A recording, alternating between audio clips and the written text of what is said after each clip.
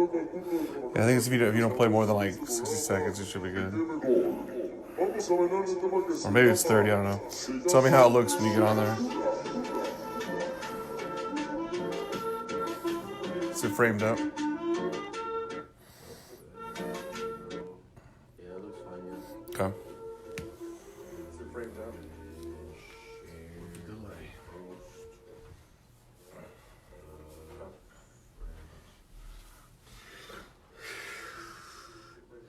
Can't believe I kept this stupid crap. The best in Texas. I'm a little disappointed that Verlander's sponsoring or endorses Ford. Yeah, well, I don't mind. I know you don't.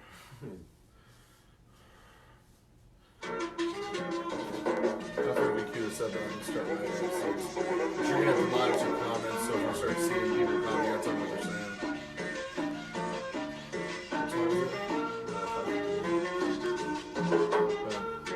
Tell me in about a minute if we have anybody actually watching it. Get this.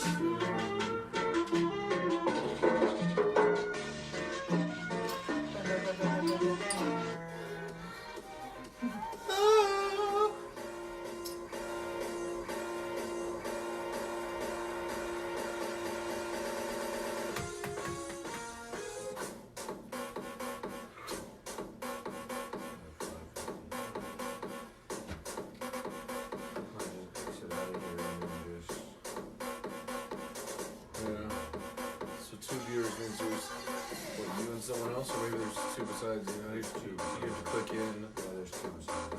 Okay. So as soon as you kill the music, you're gonna click in so you can watch the chat.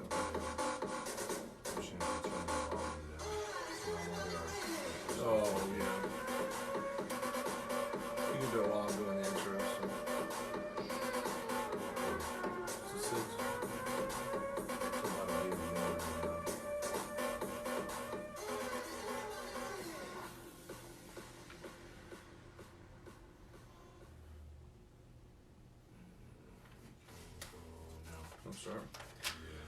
All right, ladies and gentlemen, good evening. Welcome. As always, I'm Sean Telez, joined with Raul Villarreal, and Richard is, I'm sure, watching from a distance, not here in town. But it's been a while since we've done a show. I don't think we did one in September, so it's been quite a bit. We've been really busy. And even though it is baseball season, playoffs, and the Astros are going to be throwing their first pitch in about an hour, we wanted to squeeze in a quick show just because there's been a ton of soccer. We haven't even touched MLS for the Dynamo is obviously over, those playoffs, and a lot of things going on. So if you're watching this on playback, I know Richard's going to put this on our YouTube channel, probably put some other specials up, but just real quick, if you want to jump, if you watch this on playback, we're going to talk about Dynamo and they're into their season. We're going to talk about the MLS playoffs, which they're not a part of, as you obviously know by now. In the middle of the show, we're going to talk about Liga MX and the final, 6 weeks? 6 weeks left? Yeah, 6 weeks. Into the playoffs and the interesting situation that's developing there. We're going to talk about some real quick international competitions, the international break. There's some interesting developments with USA and Mexico. Copa Libertadores is coming down to the final. And then finally, we'll wrap things up in Europe and looking at Champions League that's getting into full swing and the Euro seasons that are all about 8 or 9 games deep. So, without further ado, let's jump right in. We're going to look at the Dynamo first and just kind of a recap. As we all know, I think the last episode I was doing my normal rant saying that this is over, and sure enough, we were finally put out of our misery, and as fans and as a team, we finally had over. Ironically, going out with a win, but I'll talk about that in a second. So we look at the final 4 games, kind of a mixed bag, kind of like this season was. They had a 2-1 win over crappy Orlando, 3-1 loss to LAFC, 1-2 loss to Real Salt Lake, both playoff teams. And then we somehow managed to get a 4-2 win over the Galaxy and played a little bit of a spoiler, moving the Galaxy from 4 to 5, so they got to start their playoffs on the road. Without a doubt, I mean, because my natural reaction is there anything that we can... without a doubt, this season was an absolute, utter disaster. Is there anything positive at all that Dynamo fan can, in your opinion, can salvage from this wreckage? Well, The last 4 games, I think they won 2, lost 2, and that's with them not having like an actual coach, like a solid coach. So I think they have some sort of life there. They have some decent youngsters that are coming up that they can rely on coming up, and there's obviously some players that are going to be leaving that are going to make a difference for them, so that should be good.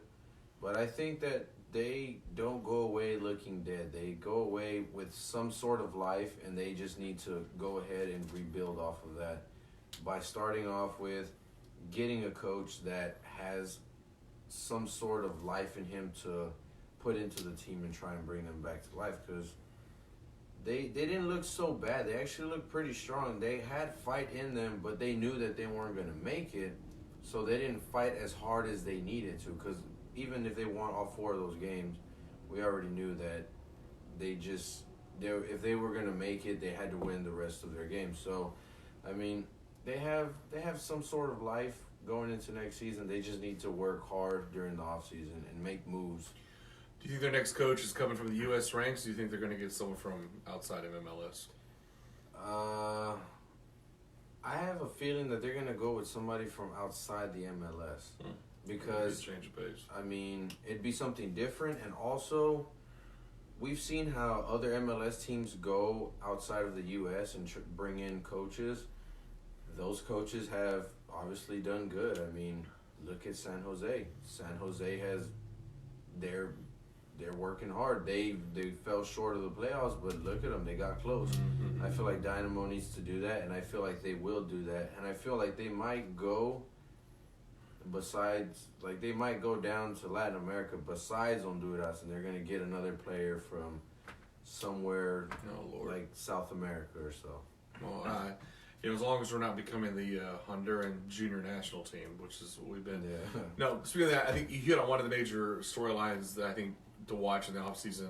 Obviously, you talk about the coach. I think the other thing for me is on the player side. We know one Honduran's on the way out. Kyoto's already said he wants out. Quite frankly, don't let the door hit you on the way out, buddy, because his bad attitude, led the team in red cards, was just an attitude problem. His teammate, however, at least publicly, who has one more year in his contract, says that he fully intends to play the full year, but it's a mixed bag here. He's locked in with the Dynamo for the next year and says he is, but he also is very firm that he will then be looking for a free transfer and deal afterwards. So I got to question the mentality there. On one hand, I'm happy at least one of the core players in recent years is going to stay, but he's already admitted to you that he wants out. So if you're the Dynamo, how do you play this? Do you just take this guy for his word and then at the end of next year let him walk like he says? Or do you try and flip this guy for some money? I think the way it'll work out is it depends on how they start off the season.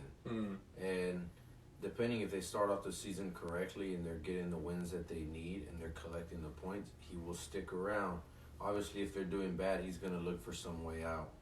And I feel like if they actually have a shot at the title, I feel like if they were to get that title, I wouldn't say the U.S. Open, maybe like that, the actual MLS title, he might sign for a couple more years. But it just depends on how they start off the season. Because if they start off bad, this past season, they didn't start off bad, but, it just went downhill the second half of the season. But if they start off good and then they go into the first half, they do good, he will try to stick around. But it just depends on the Dynamo need to make those moves, support him, give him some support on the team also. Yeah, the other difference with him is that, he talks a big game, but there was some couple rumors. I didn't hear about any other teams really seriously shopping for him. Who teams were seriously been shopping for is Mauro Manotas. And he, on the other hand, is under contract. He is locked down with us. And so I keep wondering what that's the other key player to watch over the offseason. There are going to be offers from teams outside, international teams and other leagues, who are probably going to make offers on him. There was the rumors during the season that Cruz Azul was going after him. I think those are going to come back. I think the Dynamo, in my personal opinion, need to hang on to Mauro Manotas. One of the positive spins I liked at the end of the year was not only he already had chemistry with Elise, But when they added Christian Ramirez and finally benched Romel Kyoto, and they benched him, Danny Arno, he might have been interim coach, but one of the best coaching moves he did is he sat his butt down. Kyoto and his bad attitude down. He fully put Christian Ramirez in, who was picked up, I thought was a smart trade pickup from LAFC. Those three up front have huge potential. You also notice the other person who got bumped out of the lineup besides Kyoto, and at least he got bumped down for a while, Tomas Martinez, who I've not been high on at all. I think he need to upgrade at that position. The midfield for me has been disappointing. You got Boniek, who's getting old. You have, who's very old. You have Tomas Martinez, who I don't think is that good. And you have Matias Vera, who I think was a big disappointment, the Argentinian in the midfield, who did not live up to expectations. Defensively, I think, it's mixed bag. I like what they did with Kiki Shunya this year. I like that they deferred to some other guys like Lundqvist and some others. So it's a mixed bag for me. I still think they're lacking that star player. Although he was, the other big void they have now is DeMarcus Beasley's finally hung him up. The one positive note I say is that they sent Beasley out with a win in that 4-2, that final game of the season. 20 years, talk about a historic career. Was he the same talent at Houston as he was in his younger career? No. But he gave a true sense of veteran leadership and respect that now that locker room does not have. There is no old man in the locker room, so to speak. So I'm really curious to see who steps up, or more importantly, who they finally bring in. The one thing I got is I do know that the Dynamo ownership and management have heard the fans' voice loud and clear. I think they know that people are upset. They know they're not going to talk. I know they took a hit on season tickets and all that stuff. I know they're hurting financially. So they know they got to do something, and I'm hoping that pressure produces it. But unfortunately with this organization, it's a kind of, I'll believe it when I see it. I think my kind of takeaway at the very end of the day, and I'll turn over to see what your final thoughts are on this, is wasted opportunities. The Dino need to stop wasting opportunities. They have guys in their prime. They have guys who are good. A homegrown player, Memo Rodriguez, who I think needs to get more playing time and did by the end of the season. They have a huge market, a soccer community to exploit, a good stadium, some young key pieces. They're just mixing a few. They just need a few star leaders, and a star leader and a veteran mixed in there. They can do some damage, but they're just squandering it. And the next thing you know, we're going to be knocked down. We're going to lose that opportunity. So for me going forward, the biggest thing going forward is to get a strong, forceful manager who's going to impose his will in there and not take any crap. Find you a good veteran leader that can step up in the shoes of Beasley. And I'm still looking for that elusive foreign international star. I don't know who it's going to be, but I think it needs to be a midfielder. I'm looking for a star midfielder who can anchor this team in the middle of the field with old Boniek Garcia, crappy Tomas Martinez, and underwhelming Matias Vera being in your middle. So that's kind of where I see it. I think it's going to be a very interesting offseason. And I agree with you, how they start the season, I think it's going to influence a lot because I don't think they'll be done. I don't think the team that takes the field day one for the Dynamo is actually going to be the team that ends next season. Yeah. So what do you think? If you had to pick one or two things, what's your number one thing? You're in charge of the Dynamo. You're Gabriel Brenner. You got all the money. You got all the power. What's the number one thing that needs to be secured before going forward?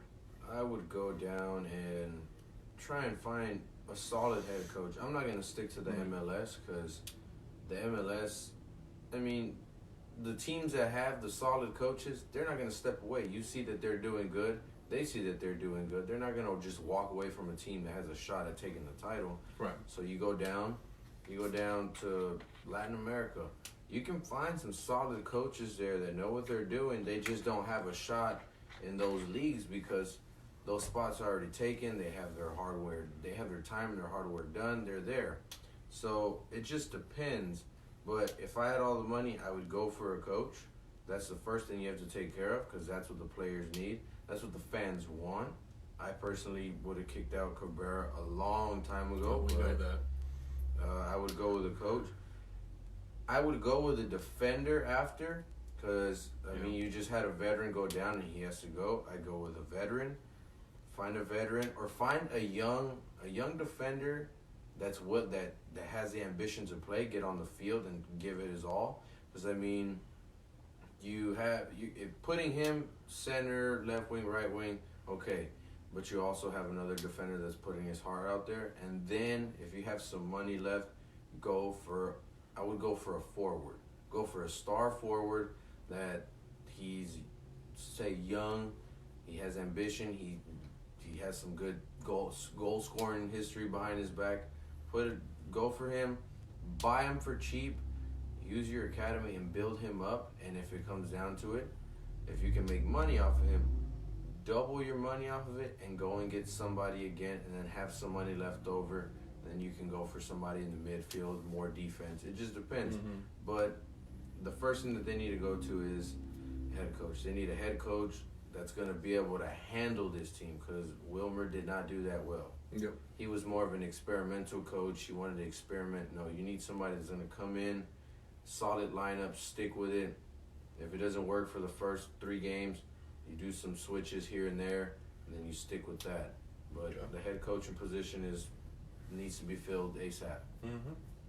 All right, let's switch gears to the teams that aren't having already in their off season.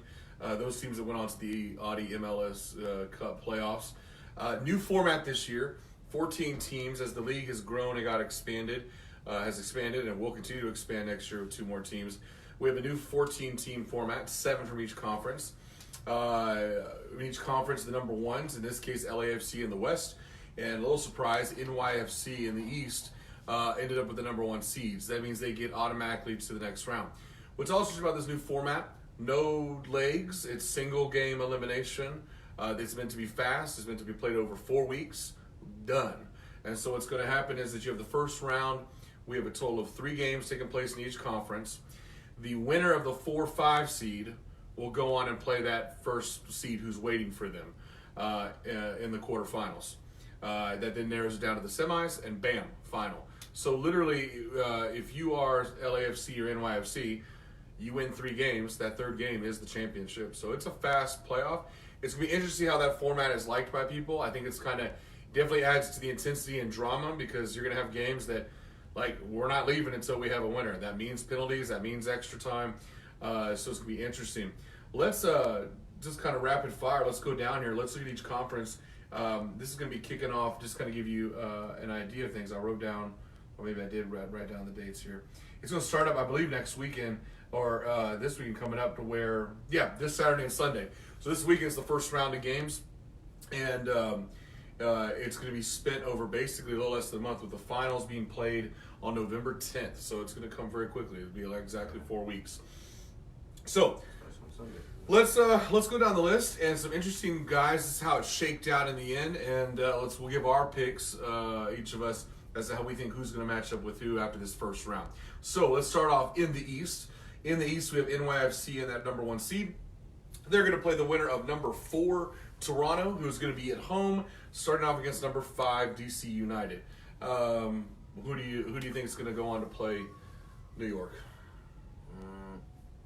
I actually want to take DC on this one, because I mean DC had a good run last season, and I feel like that's one of the teams that's an underdog team that can sneak up on you and go ahead and get past everyone. So I'm going to go with DC on that one. Yeah, I think I'm also going to go with DC United. I haven't been impressed. Toronto hasn't been unimpressive. They've just been extremely quiet this year. Very quiet.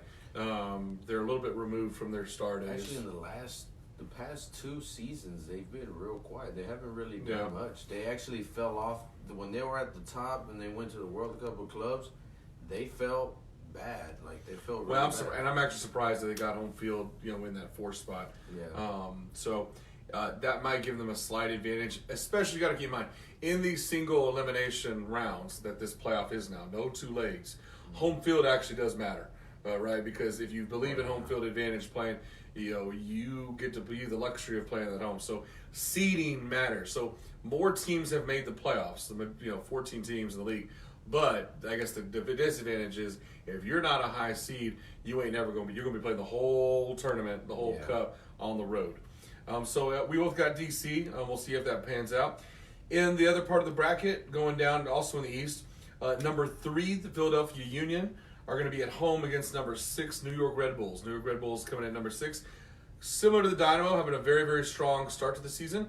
They kind of sank down, but unlike the Dynamo, they were able to recover and slide back into the playoffs at 6. So do you think the Red Bulls are going to be able to go on the road and knock off number 3 Philadelphia, or is Philadelphia going to move on? Well, I mean, seeing Philadelphia, I might actually go with the Red Bulls on this one. I think the Red Bulls can actually go over and take over. I mean, because I feel like sometimes when you're being on the road and you have a lot much more to play for and it's on the line, so I feel like you go out there with more ambition to go and take it away. Because those that are playing at home, they're like, oh yeah, we're at home, we got this. And then on the other side, you have teams you have guys that are like, let's go out there. If we win this, we can go home and give them a reason to stick around. Yeah. So I'm gonna go with the Red Bulls. You know, I hear you. I like the Red Bulls in the way they've been playing. I'm probably gonna go with Philly on this one, not because of the home field, but Philly has a little bit more of a veteran team. They've been mixing up. They've been consistently towards the top. They've had their little ups and downs, but have stayed up. I think Philadelphia is going to get it, but I think it'll be a good game. Last one, the winner. So the winner of that game is going to go on to play the winner of this last game in the East, and that is number 2 Atlanta, the record holder for crowds at home, and our defending champion, facing off against the New England Revolution. Easiest pick for me. Hey, New England, props to you for getting into the playoffs, but anything less of a stomping by Atlanta is embarrassing for Atlanta. Yeah. So I think Atlanta rolls on this one, cruises to play the winner of Philly and the Red Bull. So I think Atlanta easily goes on. Yeah, I'm going with Atlanta. Ever since Atlanta entered, they haven't slowed down. They just kept the ball rolling. They're a solid team. They look good. And if I'm not mistaken, I don't quote me on this, I do believe they got the number 2 spot. I think NYFC only edged them out by like literally a point in the standings. It was like 1 or 2 points. It was very close in the East. So it's deceiving to say the number 2. Atlanta could have very easily been sitting in that number 1 spot.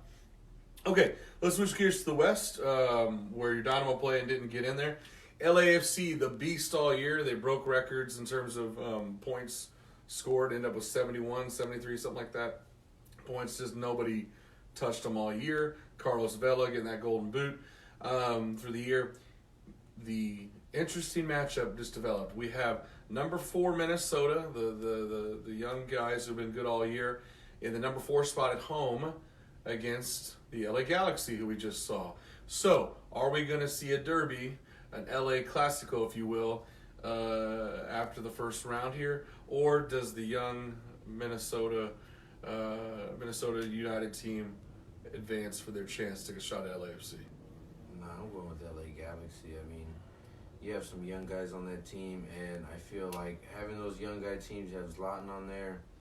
The Galaxy, I feel like when they need to wake up, they will wake up, and I feel like LA Galaxy is going to see a side of Zlatan they haven't seen in a long time, because now he has a shot at something, and on top of that, he gets to go back to LA, and he might play the person who he has a lot of problems with, Carlos Vela. So I am going with LA Galaxy as well, just for the pure burst. I want it, you want it, the people want it. I know sure as hell the league and television wants it. They want an LA versus LA matchup here in the next round. Galaxy, LAFC, the stories, the rivalry. They traded blows throughout the season. One winning one winning the other. They went back and forth. So I think they want a nasty fight in LA. I'm going to go LA Galaxy. Number 5 going over number 4 Minnesota. Yeah, basically for those of you that don't follow up with MLS, okay, it's like Liga MX. You have Chivas America, 1 game elimination, 1 wins, the other one has to leave.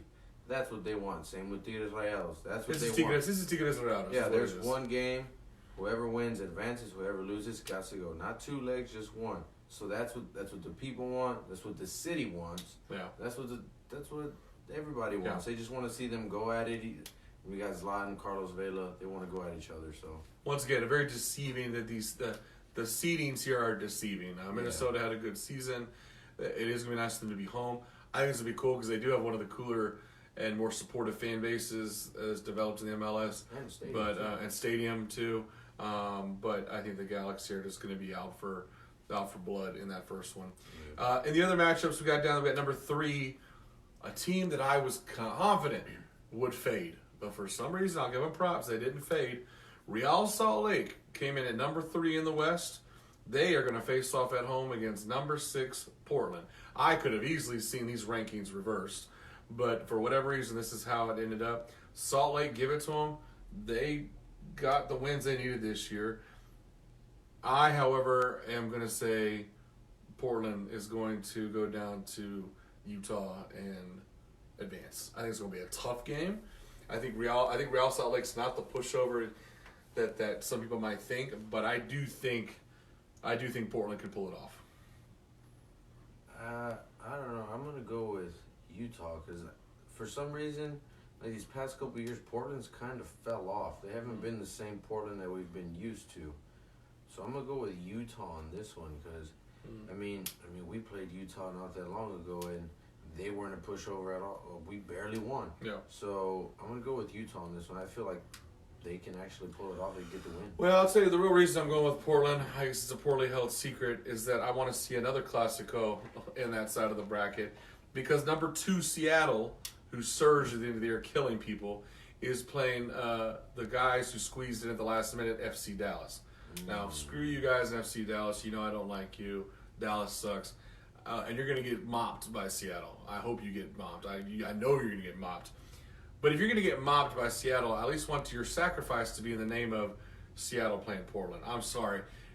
If you think LA versus LA was going to be a big thing, throw in a Portland versus Seattle quarterfinal, and we're going to have 4 of the most dominant teams, not just in the West, but in the league in those 2 matchups. That's the thing about Seattle. Seattle's one of those teams that kind of fell off too. They're not as strong anymore. Well, they were enough in the West was a lot more competitive once you get past LAFC. Yeah. I will give them to this. They had their shaky start. Seattle did make a good, obviously a big enough surge then. They were able to get in that 2 spot and secure it pretty safely. They were not waiting on the last week like some of these other guys were. Some of these standings could have moved a lot. So I'm going to go with Seattle. Realistically, I do see Salt Lake going, but about part of me wants to see Portland. In the end, what do you think is going to happen in the very end? Let's just fast forward all the way to final. What 2 teams are we going to see stand in there, and who do you think is going to take it all this year? I think it's either going to be LAFC or LA Galaxy. It has to be one of those. Well, we also have New York. But I just feel like LA Galaxy and LAFC are they're the teams that are hungry right now. Well, follow me on this one. My prediction is this. My prediction is LAFC actually has it relatively easy and cruises to a final, and a team that has to fight to get there. The defending champions, Atlanta United, make it all the way and upset LAFC in the final. That's what I'm calling. I'm calling a 3-1 victory, Atlanta United in the final against LAFC. So, people can dispute with me, but I'm going with that. And for the first time in a long time, back-to-back championships for our franchise in MLS. Hasn't happened. I don't know when the last time it's happened. Probably, not anytime recently. That's for sure. Not in the last decade. Not in the last decades. But if any team has a realistic chance of repeating, I'm going to go with your boys at Atlanta, who I think here's the X factor for me. I think they're talented. I do think LAFC is more talented. They get in that final. I don't know if they're playing on a neutral side or what for the final, but both these fan bases travel. And I would love to see an Atlanta LAFC neutral territory fan split that stadium because those fan groups will get into it. Like I said, they have broken records. Atlanta has broken, every soccer, it's in its record for a U.S.-based team, period. So I just think it's just a testament to the culture and the fan base they've built there. So I just don't want to forget about them. I agree with you. LAFC has been a juggernaut, but I think the juggernaut gets taken down. That's my opinion. I don't know. I just feel like on the west side, those guys are a bit more hungry for it, and I feel like Atlanta knows that they have it kind of easy on their side, so they're gonna cruise through it. But then once they find out who is it that they have to play on the west, then they're gonna be like, okay, it's kind of serious. But it's either gonna be Galaxy or LAFC that Atlanta's gonna have to play. But I'm gonna go ahead and say that either LAFC or LA Galaxy is gonna take it at least 2-1 at the most. It'll be a close game. It's not gonna be like 4-0, nothing like that. No, they both have defense. They both have offense. It just depends on who wants it more. All right, let's switch gears into. I'm going to be deferring to you more on this one, Raul. Let's go to Liga MX. Only 6 weeks remaining in a close, but surprise, surprise, that always happens. Close as usual table. Let's look at your current standings real fast. Going into this week's game, starting tomorrow night, and we'll give our picks for the highlights for the weekend games. But I want to get into the bigger conversation here, and that is this final push for the playoffs. There are some crazy surprises in a good way, and there are some crazy disappointments in my mind, more so than we have typically in a Liga MX table in the season. So let's go down the table. Number one, your buddies in Necaxa, number one with 24 points, a plus 10 differential. Number two, Santos, no surprise there. They hang around at the top, 23. Surprise to me. Querétaro has not faded out. They're number three at 21 points. Also at 21 points, but with a lower goal scored, a Club America, always in the top four. We get that. Leon is showing a strong sign this year with 20 points. Right behind them with 20, but with one less goal. Tigres is number 6. Pachuca, who we said was going to have a turnaround this year, sure enough, they are hanging pretty strong right now with 18 points, number 7. And number 8, if the playoffs were to begin today, your last playoff team would be Pumas at 18. Only 2 goals behind them. Lowly Atlas has somehow managed to climb their way to 18 points. Tijuana also with 18 points, but with your negative 2 goal differential. The new boys on the block, San Luis in number 11 with 17 points. Notice how bunched up they are now. Cruz Azul, number 12 with 16. Number 13, Monarcas, also with 16. Ya boys in Monterrey, Rayados with 16 at number 14. Number 15, Toluca with 13 points. 16, Puebla with 13 points. No surprises here at the bottom, I think, as we get down here. Chivas, 12 with 12 points at 17. The other new teams, FC Juarez with only 11 points. And why did we go to 19 teams again? I don't know why. Because I'm wondering. Oh, they paid. Oh, yeah, that's right. They paid. Veracruz with 4 points after, 12 games now? 13 games? Why did we waste our time? So, by the way, this week, that means that we always have someone off. Toluca gets this week off. They're the team that's not playing, the number 15. Why Veracruz is even, they don't even really have a team right now. Yeah. But we'll get into that in a second. So, before we get into big things, let's do a pro and a con. Biggest, do you think, positive surprise, like if you're a fan base, you would be ecstatic right now in your team? Who's your team that had the most, who you think right now is in one of the strongest positions? Maybe not, like I said, I'm not saying based on rank necessarily, but based on relative to where people thought they were going to be, where they sit right now, who has been the biggest, I guess, positive surprise in terms of how they've risen up? I would say Querétaro's up there. Mm-hmm. Pachuca, they had a slight fall, but I mean they're back up there, and obviously Atlas. Atlas is one of those teams that's always at the bottom, but I mean look at them, they're up there. So those 3 teams are the teams that are.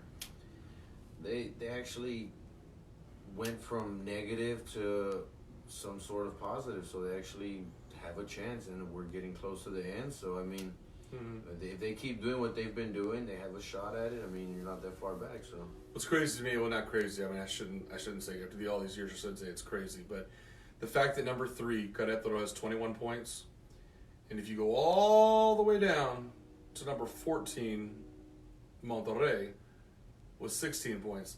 5 points separate number 3 and number 14.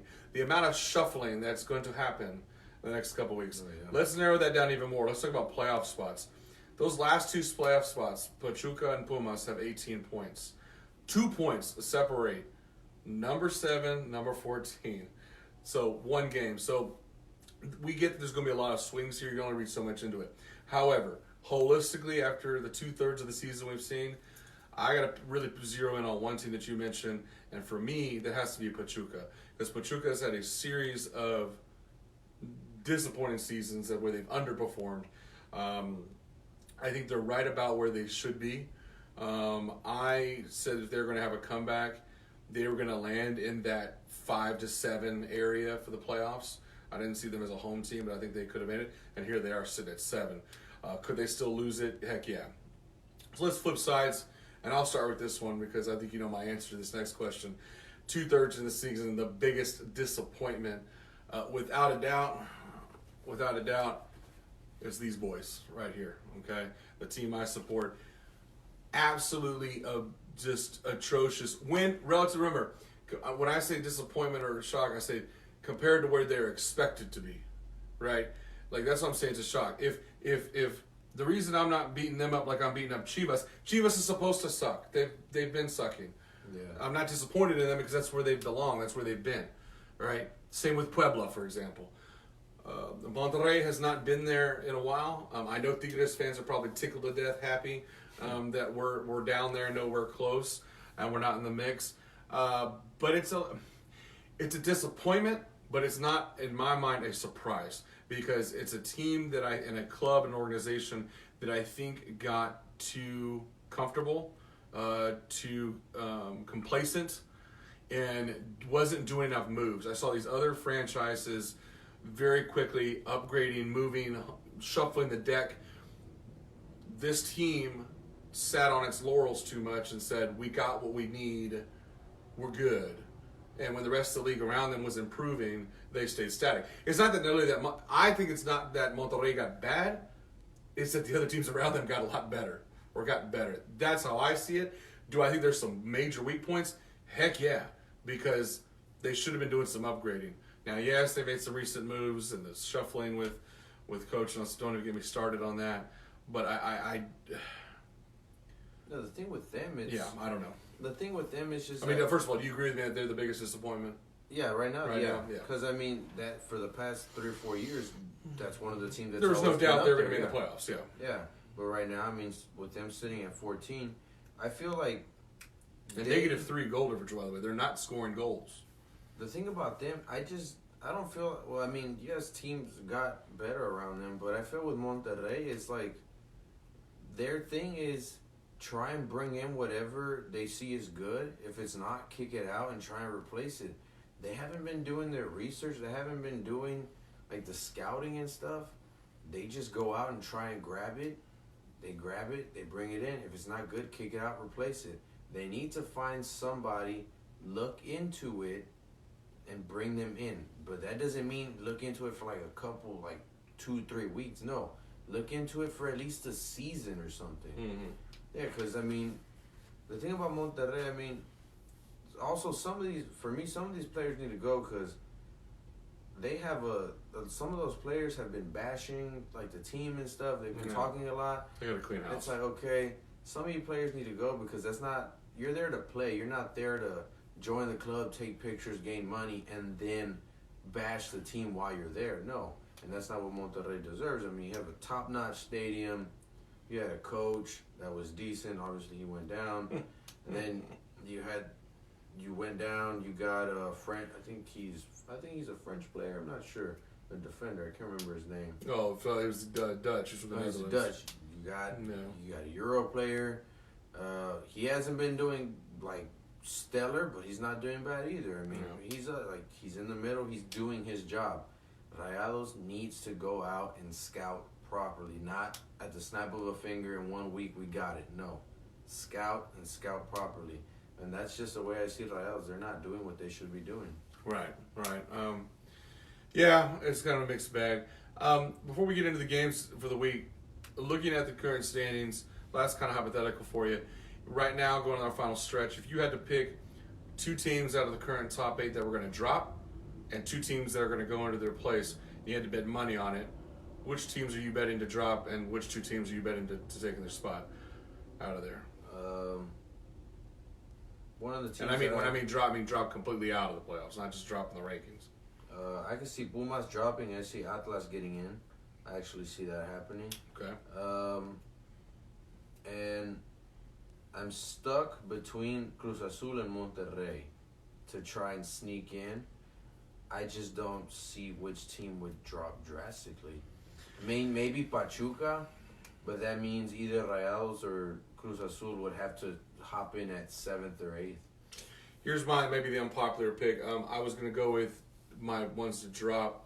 We're going to be Pumas for sure for one of them, but I don't think they're going to have the steam there. But people, like I said, it's deceiving with these rankings because they really are a lot more closer than I thought. My other one that I was going to go with was actually Leon. I do think I was going to say Leon maybe shock people and drop because if you watch them, they're good. But it's interesting to see if I had to pick someone out of that group. Also, I'm not sold yet. I know both Necaxa and Querétaro are up there. They're not going to drop completely out. I don't think they got enough points right now that I think they'll be fine. But I think the shuffling and home and advantage. So I guess to answer my own question, I'd go with the shocker. The surprise one would be Leon, Pumas. I'd go with my two that I think go in would actually not be Atlas. I'd go with two teams with 16 points right now. I would argue Monarcas and Monterrey would be the two that I go with the possibility of Cruz Azul.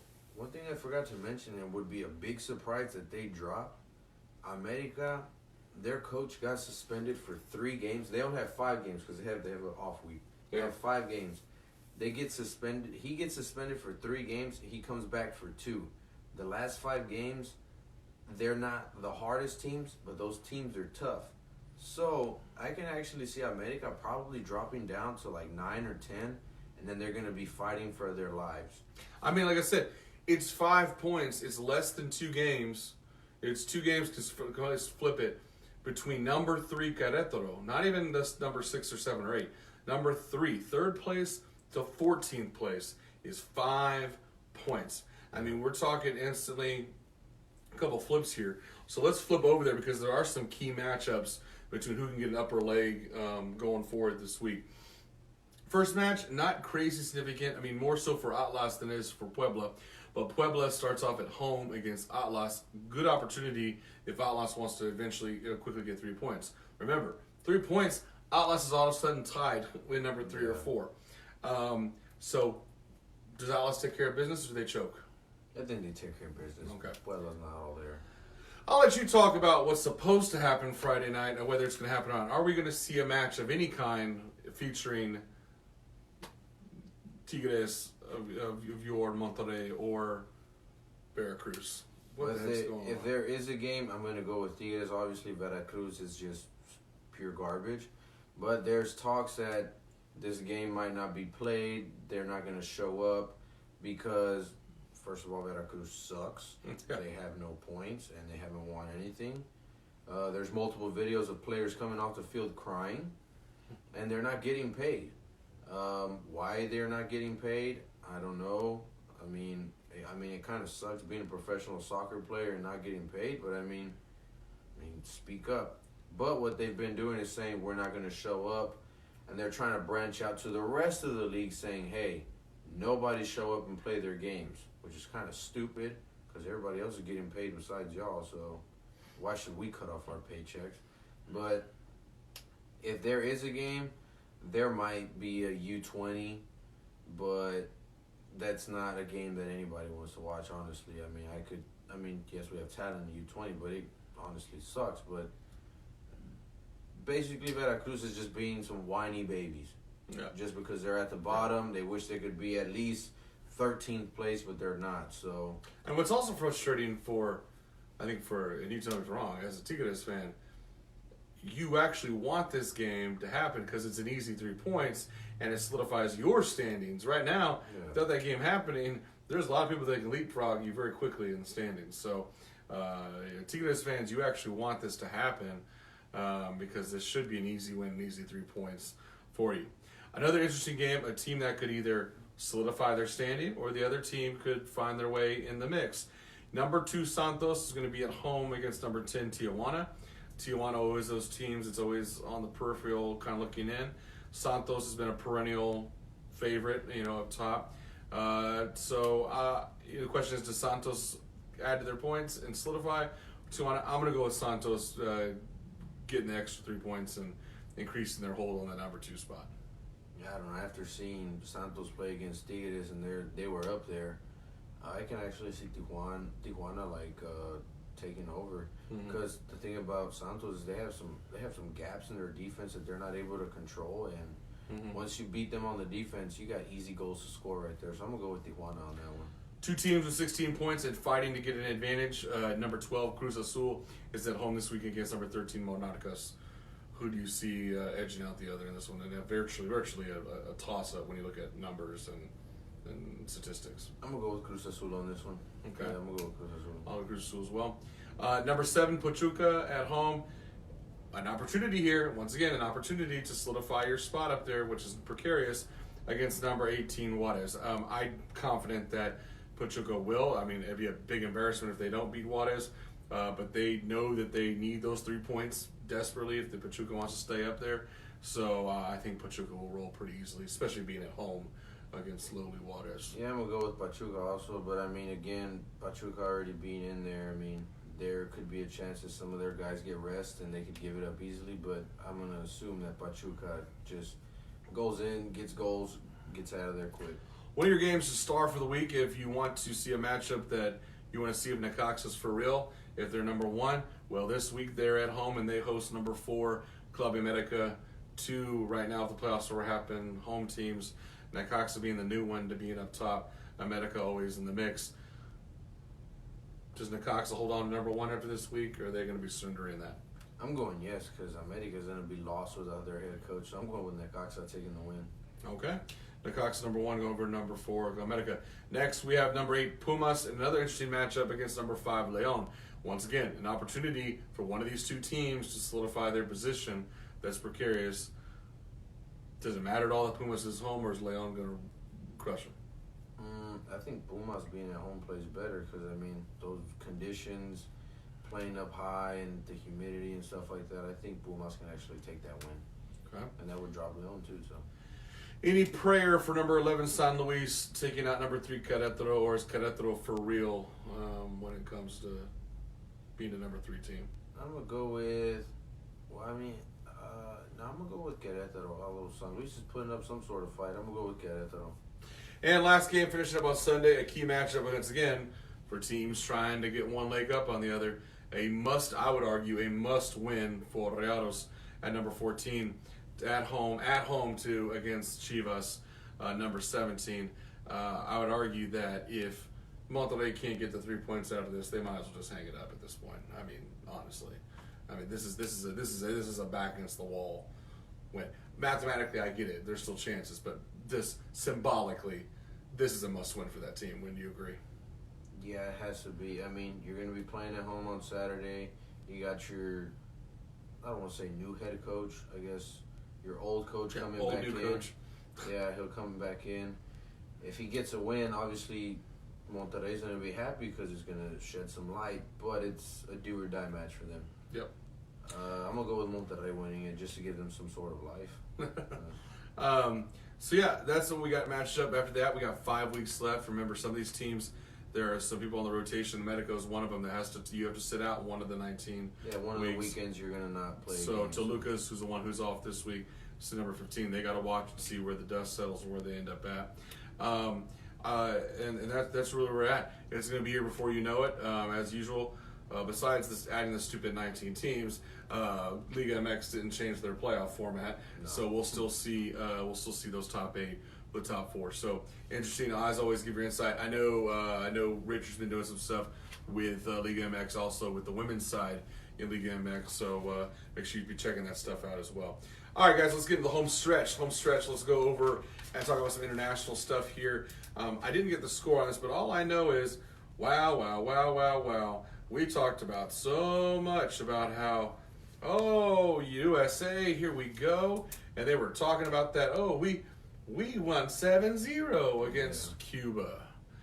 Well, guess you didn't beat your brothers from up north, Canada, did some ass whooping of their own, or some arse whooping if you're from Canada. All right, and the Maple Leaf beat the crap out of the Stars and Stripes. I don't know what this says. I'm not want to talk about it that much, but you know they're in this CONCACAF Little Nations League thing going on. They'll play Canada and Cuba both again respectively in the next break in November. I'm not making any judgment on Berhalter. I don't know about these players yet. It's just. I think he's just experimenting. USA soccer for me is personally turning into Dynamo soccer. It's like you see a bunch of talent, you know there's opportunities there, but it's like, guys, when are you just gonna get it together? I didn't see what happened. I should have wrote it down, and my apologies. I know that Mexico cruised. They played Bermuda in their break 5-1, and I believe they also took out Panama. I think it was 3-1, something like that. So pretty easy matchups for Mexico. No surprise there. So no changes in CONCACAF. No surprises there. You got an American team still trying to figure out their identity. You got a Mexican team that's cruising against crappy opponents, but always chokes against the good opponents. So there you are. That's my international summary. I don't know if you have anything else to add on to that before we get into our two tournaments between Libertadores and Champions League. But I don't have anything at this time. I have nothing else to say about Team USA. They're just kind of to me. I think both teams are just trying to experiment with their lineups before they actually get into What's the time something to do serious. it? Yeah. So I think right now you experiment. You can get some wins. You take some losses. You move around your lineup, and it's basically like a puzzle. You're gonna try and like a 100-piece puzzle. You're gonna throw pieces together until it's completely done, and once it's done, you're gonna have a chance to prove it. So I think that right now, it's to be expected. Players playing the way they should, players not playing the way they should, teams winning, teams losing. So I think right now it's just more of like a test run. Let's see what we can do, and let's build it up, because obviously some of these players got to go also. So. Well, the one tournament in the Americas that is getting my attention, and I hate that it doesn't get enough coverage here in the United States because it is such a marathon of a tournament, and that's Copa Libertadores in South America. They're finally down to leg 2 of the semifinals this weekend, or excuse me, this Monday and Tuesday. We'll have a final we'll have a month break and have the final in November, right around Thanksgiving. We had the teams that we wanted, and with some interesting storylines going into Monday's match. We got the two Argentinian giants of Boca versus River. River going in with a 2-0 aggregate lead, going now to Boca Stadium on Monday. Does Boca have it in them to pull this off, or is River this year simply too strong? This thing could go either two ways. Boca could turn it around and take it because they did score at home and now they didn't score them away, so it could go either way. Or it could go back the way it did like a couple of years and Boca fans take it into their own hands, throw like these bombs Some into pepper the spray and tunnel mace stuff that was get eliminated. But so that's the thing, they played a final and it didn't go in Boca's favor, so I don't know, it could play either way, but if it comes down to them playing it, I feel like Boca can turn it around. Yeah, I'm a fan of Boca. I think, however, it really hurt them going down 2-0 to start. River giving themselves that cushion because, I think for Boca to score 3 goals without River scoring one, I think that's a tall order. I mean, I can see them winning. But if even if you win 3-1, you're still not gonna you're not gonna do it. Hello, Joel. Finally, you joined our show after like 3 years. But I'll tell you right now, you are not Satan. Leave that alone. Yeah. Don't you have some police work to do? Bye. Yeah. But if you are saying that, nobody called 911. Yeah, nobody call 911. Don't call Harris County Emergency Center. Yeah. Well, hey, if you're the devil, then does the devil pick Boca or River? That's the question. Yeah. Who would you pick? He's gonna pick River. Well, since River's red and Satan's red, so I figured you're gonna take red. So. In the other side, 2 teams that I think we've picked consistently throughout, both with a ton of history. They are tied 1-1, so it's a settle match here. Yeah. Except for one being the road. Flamengo, Grêmio, Second leg Tuesday. Who pulls ahead? Flamengo being home. Ooh, so that means they scored on the road. Yep. And then Grêmio has to go down to Brazil. So the Grêmio has to go down to Brazil. I'm gonna go with. I feel like Grêmio can pull it off. I can see Grêmio advancing. So I feel like we're on the opposite. I feel like you got that Boca Grêmio. I'm going with River Flamengo as my final. So it'd be interesting to see what happens. I'm just saying, I don't know, it has to be televised somewhere. I'm getting mad they don't put all this stuff on there. But if you can catch the game or stream it, go online. If you're bored Monday or Tuesday evening and you want to see good soccer, go find on whatever carrier. I don't even know what channel it is. But go find Boca, River. Go find Flamengo Grêmio. It should be night or afternoon our time. I'm not sure what it's going to be, but whatever. Find it, watch it if you want to see. I don't even know what to tell you, but it's going to be good soccer. Joel, I guess we both agree. You're taking Boca, I'm taking Boca, so we'll see how it goes. The devil goes to Boca. Okay. Yeah. All right, so that's Copa Libertadores. Let's switch gears real quick over to finally into Europe because the Champions League is in fine form with 2 group stage games down and the third one to go. We'll get to that in a second. Real quick, let's take a look at the top rankings in your Big 5 in Europe. So looking at the Premier League, Liverpool has picked up where they left off at 24 points. They've created a nice little cushion, 8-point lead already over Man City in second place with 16. Arsenal not sucking as much as they usually do with 15 points, number 3. Leicester City up there, number 14. Notice that Man U nowhere to be seen, and Chelsea's down there at 5. Crystal Palace is floating around at 6. Burnley 7. West Ham 8. Story for me, no surprise. Liverpool here, Man City duking it out. 2 notable people not in the top 8: Man U, as I said, and Tottenham. Both teams nowhere to be seen, but Tottenham is in Champions League doing some stuff. Over in Spain, La Liga, Real Madrid. I don't know how long I'll be able to say this, but Real Madrid is actually in first place in La Liga with 18 points. Barcelona with 16. Atletico Madrid 15. Surprise, surprise, the same 3. Granada with 14. Sociedad, Sevilla, Bilbao, and Valencia to round it out. Bundesliga, Mönchengladbach, the name I love to say all the time. Mönchengladbach first place. Wolfsburg second. Your Bayern Munich fans, you fall into third to start the season, but only 2 points out.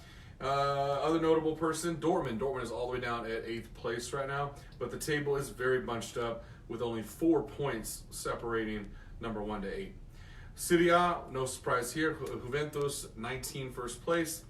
Inter Milan off to a good start with 18 points. Atalanta at 16.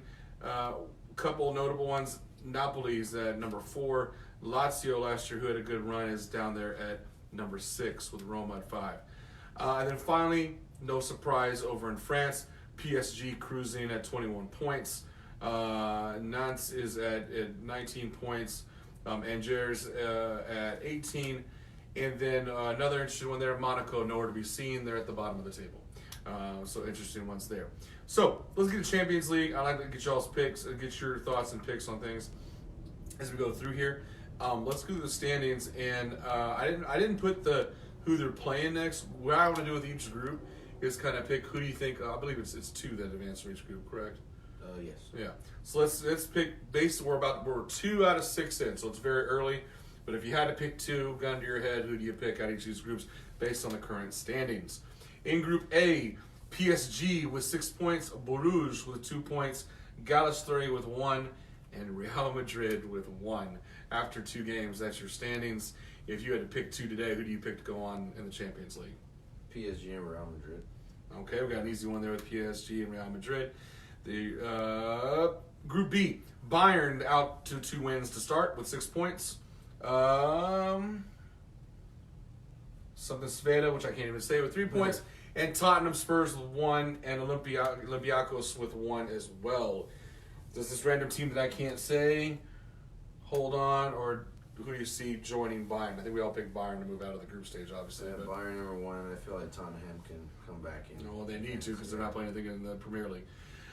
Number 6, letter C with 6 points. Man City is starting off with 2-0. Zagreb with 3 points. Shakhtar Donetsk, which was a team who made it all the way, I think, to the round of 16 last year with 3. And Atlanta from City A with 0.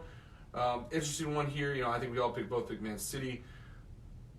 I'm going to go back with Shakhtar Donetsk because they're the ones, I think they're from Russia or Ukraine, I forgot. But they advanced last year all the way to 16. I don't think Zagreb is going to do anything. Yeah, I go with the same two, yeah.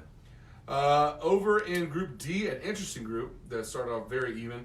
You have both Juventus and Atletico Madrid with 4 points, who would be my picks to go. But I also love because I love their name. Lokomotiv is with 3 points and Bayer with 0. Any doubts? Juventus and Atletico advance there? No, those two are easily advanced. Okay. Group E, Napoli with 4 points, Liverpool with 3. The original Red Bull with 3, and somebody with 1. Can't even read my own writing. Liverpool, Napoli. I feel like Liverpool would end up being the high seed, so Liverpool and Napoli. Over them. Okay. Group F, you got Dortmund, and this is an interesting group. This is one we laughed about. We made the memes about. In this group, you have Dortmund and Barcelona with 4 points each, Inter with 1, and then these poor guys from Prague. It's called Slavia Praha. They're the first time they ever got into the Champions League, and they got put in with Inter, Barcelona, and Dortmund. My gut initially, and based off the first 2 games, you say Dortmund and Barcelona. I'm not 100% sold on Dortmund for some reason, based on the way they started their year. Inter Milan has had, I know after 2 games only has a point. They got a tie out of it. But they're a damn good team this year. I think if the first kind of not obvious one to me, I think I wouldn't be surprised if Dortmund advances, obviously. But I think it's a toss-up between Dortmund and Inter Milan. I think either one of them have a fair chance of advancing. Yeah, I'm taking Barca number 1, and I feel like Inter Milan could sneak up and take it. Yeah, definitely. Because I feel like Dortmund gets a little too comfortable and they fall short. So. Yeah, they're having an interesting time there. Group G, guys who aren't really ever favorites here, but we have Leon with 3, Zenit with 4, and Benfica surprised with 0. So Portugal's not having many teams represent this year. I think Leon's will advance again like they did. What's interesting for me is that I'm surprised Benfica has 0 points after 2 games. But Leipzig's a pretty good team. Well, I'd go with Leon and Leipzig. Yeah, those two, I feel like they could advance. Group H, and the team that I'm watching very closely because I want them to go on a miracle run again. Ajax, 2-0 with 6 points. Valencia, 3. Chelsea, 3. And Lille from France with 0. Ajax, for sure, I want them back in it because they got so damn close last year, and I love that team. But out of Valencia and Chelsea, who do you got? I actually want Valencia. I don't want Chelsea in it no more. I actually want Valencia. Yeah, I'm a little tired of Chelsea myself. Even if they make it, they just don't do anything when they don't take advantage of the situation that they're put in. I mean, obviously it's a random draw, but I mean, even then, it's like they get happy and then boom, you get flipped off and you're done. Yeah. No. Yeah. Okay, well, that is pretty much what we got for you boys and girls tonight. We just wanted to have a quick little hour show here for you before the Astros game. If you're watching this on playback, remember Dynamo and the MLS in the first half, Liga MX right there in the middle, and then we close things out talking about international tournaments, and you just heard us talking about some of the Euro leagues. Obviously, a lot to cover. We'd love to go into more detail. We will have a show in November. Probably, I think, would be a great time if you look at a lot of these tournaments. A lot of finals take place right around the week of Thanksgiving, the week before. So we'll definitely want to come to you before we have the finals of Copa Libertadores, finals of MLS. We'll be getting to the playoffs with Liga MX. So it'll be an exciting time. Mid-November, we'll definitely come to you with another show. Any final thoughts before we close things out? No, I mean, just try and stay updated with all this soccer because, I mean, this is prime time for soccer all over the world. So try and keep up with that. Depending on the league that you're into, but keep up with it. There's soccer going on throughout every time of the day. So, and we're trying to do more stuff beyond Richard's been doing. Richard's not with us here in Houston, but has been doing a great job of trying to cultivate some things on our Twitter page, Texas Soccer Live, at our YouTube channel, Texas Soccer Live. He's been uploading these episodes on there, doing some stuff with the graphics still.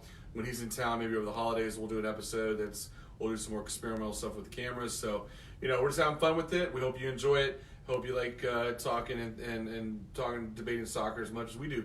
So with that, I'm Sean Telez. That's Raul Villarreal. We'll catch you later.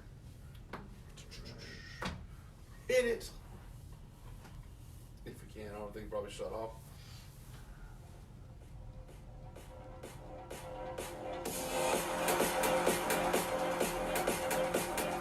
Go Astros! Amazing. Ha.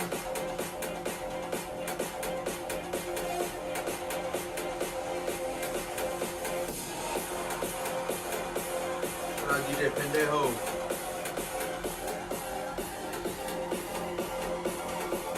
Should I wait for the drop? I'll wait for the drop.